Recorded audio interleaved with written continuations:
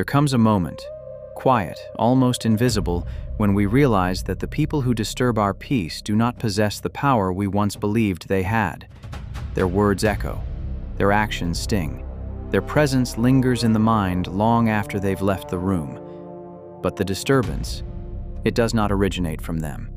It is born within us, shaped by our interpretations, fed by our reactions, and sustained by our refusal to govern what is ours to control. We wake each day stepping into a battlefield that most will never see. It is not made of swords or fire, but of impressions, judgments, and impulses. And among the most dangerous enemies we face are not those who oppose us openly, but those who provoke us silently, repeatedly, relentlessly, the manipulative, the negative, the chaotic, what we often call toxic. Yet power is never where we first think it is. The ancient thinkers understood something that most people spend their entire lives avoiding. No person can dominate your inner world without your permission. As Epictetus said, it's not what happens to you, but how you react to it that matters. And if that is true, and it is, then the key to becoming untouchable is not found in changing others, but in mastering ourselves. What follows is not theory. It is a way of moving through the world, a way of seeing, a way of becoming the kind of person that chaos cannot penetrate. 1. We begin by reclaiming what is ours and refusing what is not. Each morning, before the world has had the chance to impose itself upon us, we must remind ourselves of a simple but brutal truth. There are things within our control, and there are things outside of it. This is not a comforting idea. It strips us of excuses. It removes the illusion that we can shape others into what we want them to be. When we encounter toxic people, our first instinct is to resist them, to argue, to correct, to defend. But this instinct is misplaced. Their behavior is not ours to govern. Their words are not ours to silence. Their nature is not ours to fix. And every moment we spend trying to do so is a moment we surrender control over ourselves. Marcus Aurelius wrote, "You have power over your mind, not outside events. Realize this and you will find strength." This is not a suggestion, it is a command. A line drawn between who we are and what we refuse to become. So we ask ourselves, what is truly ours? Our thoughts, our judgments, our actions. That is all. And it is more than enough. The moment we internalize this, something shifts. The need to control others begins to dissolve. The urge to react begins to weaken. We no longer chase the impossible task of changing people who thrive on chaos. Instead, we turn inward, where real power resides. And in doing so, we begin to withdraw the very thing toxic people rely on most: our participation. 2. We refuse to be emotionally manipulated. Toxic individuals are not powerful because of what they do. They are powerful because of how easily we are moved by them. A careless insult, a passive-aggressive remark, a calculated silence. These are not random acts. They are invitations. Invitations to react, to engage, to lose control. Most accept these invitations without hesitation. But we do not. We train ourselves to observe before we react, to pause before we speak, to examine the impression before we accept it as truth. This moment, this brief gap between stimulus and response, is where our freedom lives. Seneca warned that anger is a brief madness. And when we allow toxic people to provoke us into anger, we are no longer thinking clearly.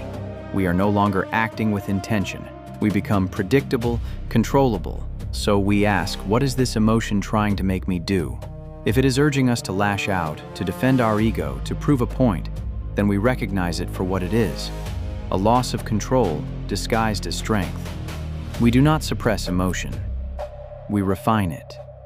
We reshape it. We transform it into clarity. And when toxic people realize they can no longer pull us into emotional chaos, they lose their grip entirely. 3. We detach from the need for approval and validation. Many toxic dynamics are sustained by a hidden dependency, the desire to be liked, understood, or accepted. This desire, when left unchecked, becomes a weakness that others can exploit. We begin to tolerate behavior we should walk away from. We stay silent when we should speak. We bend ourselves into shapes that are not our own. But we are not here to be approved of. We are here to live in alignment with what is right. Epictetus made it clear, if you seek approval from others, you have made yourself their servant. And toxic people are always looking for servants. So we sever that dependency. We stop explaining ourselves to those committed to misunderstanding us. We stop seeking validation from those who thrive on withholding it. We stop performing for an audience that benefits from our insecurity. This is not arrogance. It is independence. When we no longer need anything from toxic people, not their approval, not their agreement, not their recognition, they have nothing left to leverage against us. And in that absence, their power disappears. 4. We master our perception.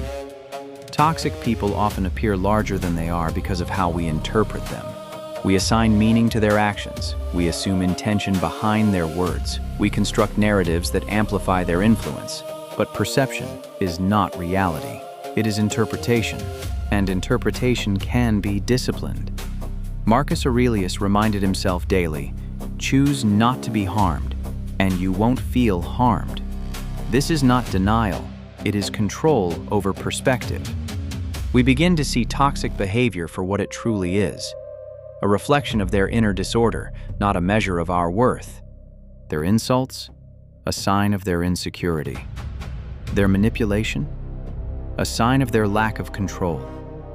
Their negativity, a projection of their internal state. When we shift our perception, their actions lose their emotional weight.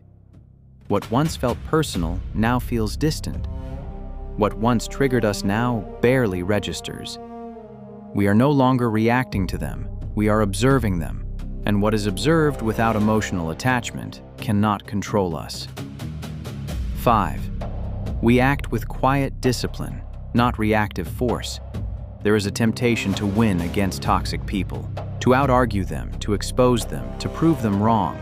But this desire often traps us in the very cycle we are trying to escape, because engagement is their advantage. Instead, we adopt a different approach. Quiet discipline. We do what is right, regardless of how others behave. We speak when necessary, but without aggression.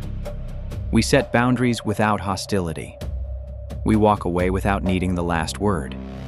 Seneca wrote that the best revenge is to not be like your enemy. And this is where true strength is revealed. Not in confrontation, but in restraint. Our actions become deliberate, not reactive. Controlled, not impulsive. Toxic people expect resistance. They expect emotion. They expect engagement. What they do not expect is indifference paired with discipline. And when they are met with that, their tactics collapse. 6. We build an inner world that cannot be invaded. At the end of it all, becoming untouchable is not about others at all. It is about constructing a mind so stable, so grounded, so self-governed that nothing external can destabilize it. This is not achieved overnight. It is built through daily practice, through reflection, through discipline, through the constant examination of our own thoughts and behaviors. We ask ourselves, where did I lose control today? Where did I react instead of respond? Where did I give someone power they did not deserve? And then we correct it. Marcus Aurelius treated each day as a chance to refine his character. Not to be perfect, but to be better. Slightly stronger, slightly calmer, slightly more in control. This is the path we walk. Because when our inner world is fortified, toxic people become irrelevant. Their words cannot penetrate. Their actions cannot disturb. Their presence cannot shake us. Not because they changed, but because we did.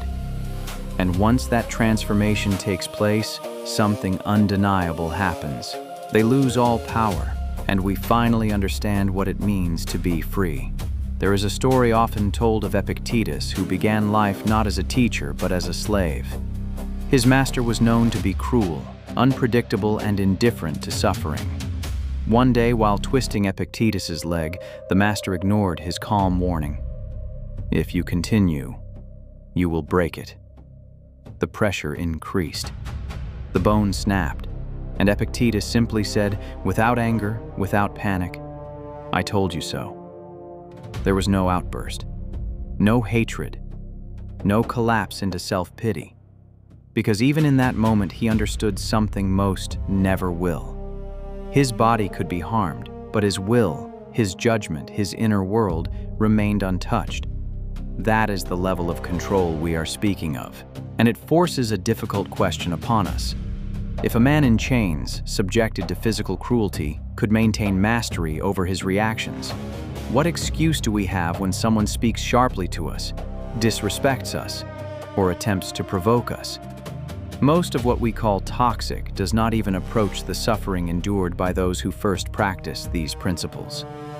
And yet, we crumble under words, under tone, under implication, not because they are powerful, but because we have not trained ourselves to be. There is another moment, quieter but just as revealing.